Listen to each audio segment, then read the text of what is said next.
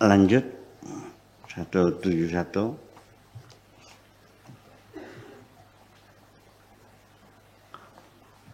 Kullama ittasa'at ar-ru'yatu daqat al-ibaratu.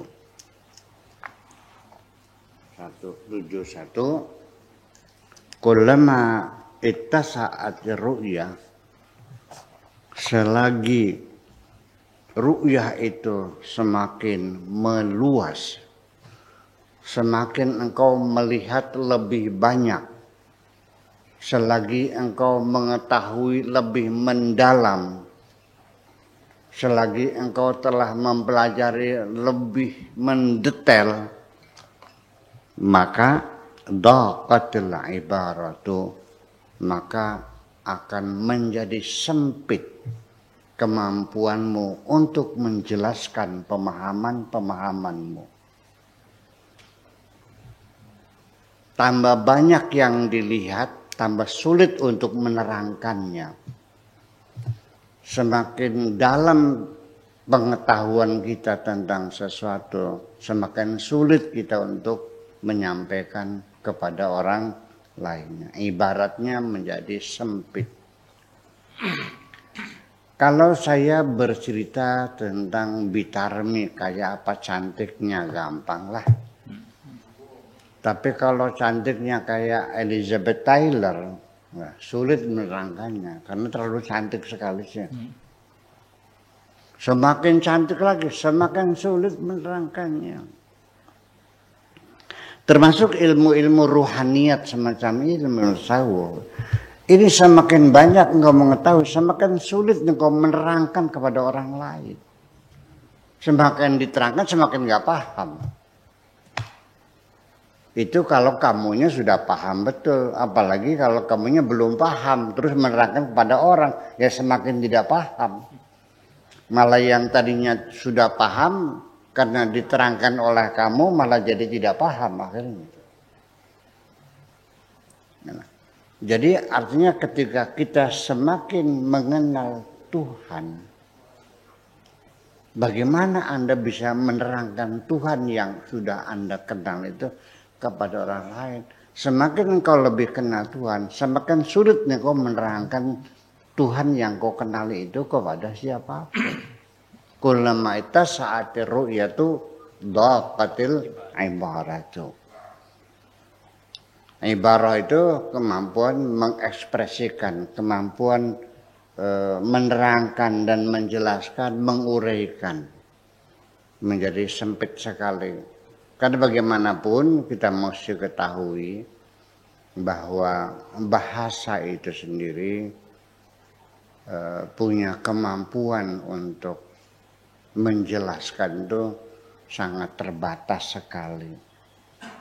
Karena bahasa bagaimanapun hanyalah merupakan simbol-simbol saja yang disepakati bersama dalam satu komunitas.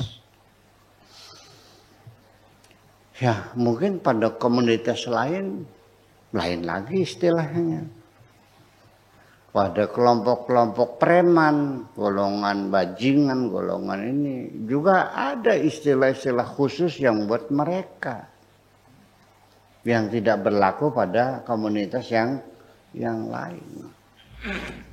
Dan kadang-kadang juga salah pengertian.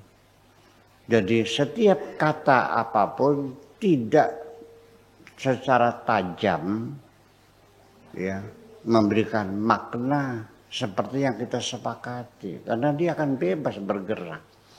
Bahasa itu adalah makhluk hidup sesungguhnya.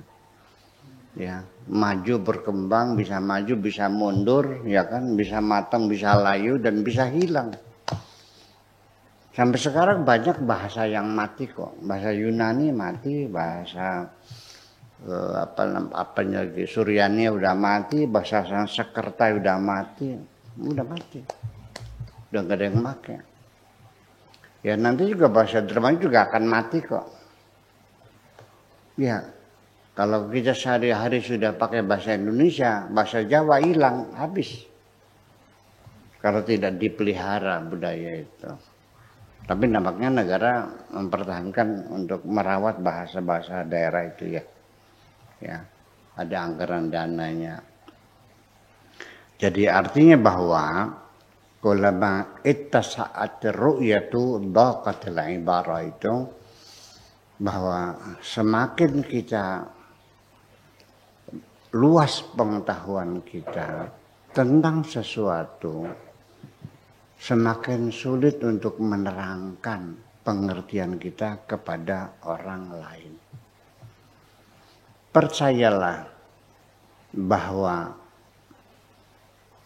satu pemikiran atau satu kenangan yang disimpan dalam pikiran saya dari sesuatu yang pernah saya lihat atau yang pernah saya dengar atau yang pernah saya pegang, begitu kita ceritakan kepada orang lain dengan menggunakan bahasa Indonesia, maka yang akan terbangun adalah imajinasi dalam pikiranmu, dan dapat dipastikan imajinasimu akan berbeda dengan realita yang saya lihat. Ya, karena hanya sebagai satu pengantar saja kok. Sudah gini aja ibu-ibu sekalian, saya ketemu dengan seorang perempuan yang cantik jelita. Suatu hari begitu, saya ceritakan kepada ibu-ibu, bapak-bapak semuanya, kemarin ya Allah saya ketemu dengan perempuan cantiknya bukan main. Rambutnya pirang, alisnya tebal, bulu matanya lentik, kulitnya putih. Sudah sampai pinggangnya seperti gitar. Ya betisnya seperti padi bunding. Nah, kebetulan bapak-bapak dan ibu-ibu seorang pelukis hebat.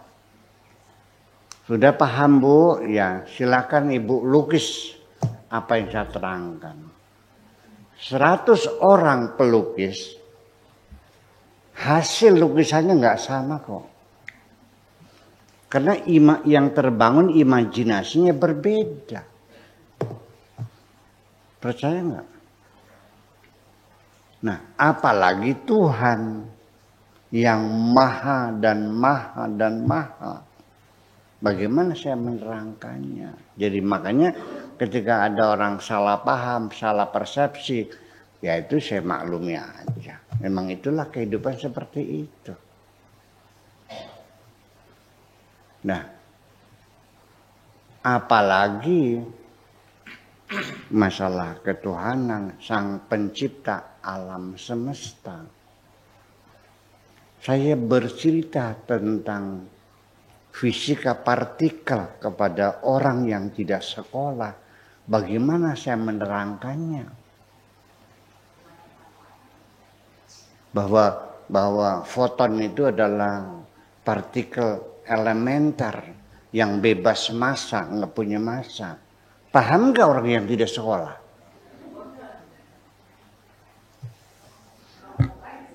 Iya kan? Paling paham kalau saya bercerita bagaimana caranya nyambel terasi. Betul nggak? Itulah apalagi Allah yang maha, ya.